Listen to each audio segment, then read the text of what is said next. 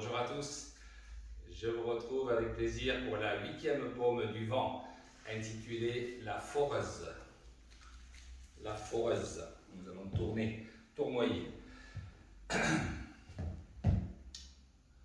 Dans notre garde habituelle, retrait du corps et préparation du mouvement comme ceci, en venant intercepter avec un pareil ici. Ce qui va donner un grand mouvement comme giflet circulaire qui va nous permettre de tourner ensuite derrière pour un coup de coude latéral. Nous sommes ici, absorber l'attaque, cette main qui menace, qui peut servir à feinter, même si on arme énormément, ça peut avoir cette fonction. La frappe arrive toutefois, ça peut avoir une fonction, ça génère chez l'adversaire comme un blocage, mais la force centrifuge va permettre de rentrer facilement le coup de coude. Voilà, c'est un peu comme si un boxeur entrait un grand crochet avec un coup de poing retourné de revers par exemple. À la différence ici, c'est un coude qui intervient. Donc je suis là, j'absorbe, et je rentre ici, mon coup de coude. Absorber, bloquer, armer, frapper, circulaire, et se retourner, coup de coude. On retrouve tous ces mouvements dans le tai chi, etc. Le faisant, on frappe du coin de ses ailes, le bagua. Retenez bien toujours cette idée d'absorber, très important.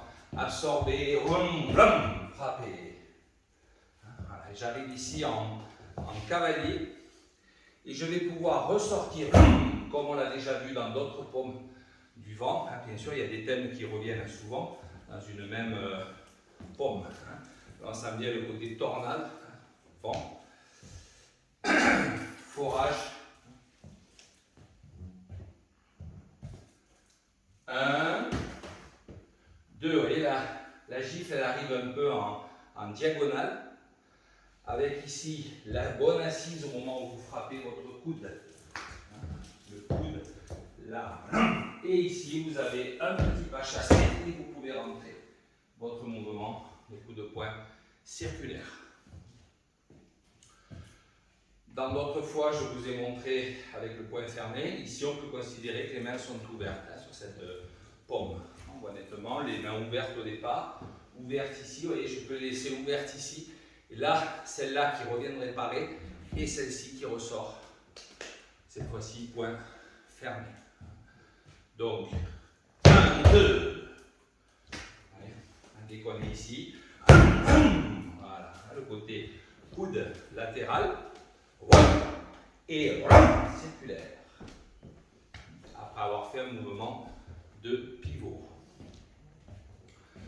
Donc on retient bien tous ces temps. Le premier temps ici, absorbé. On imagine une attaque au couteau. Tout de suite, la grande baffe qui arrive très lourde avec tout le poids du corps suivi d'un coude. Ouais. Suivi d'un revers. Voilà, toujours cette main qui vient attraper, saisir. Imaginez que le coude ait été bloqué par l'adversaire imaginaire. Vous avez cette main qui va venir agripper et rentrer derrière. Le coup de poing de revers.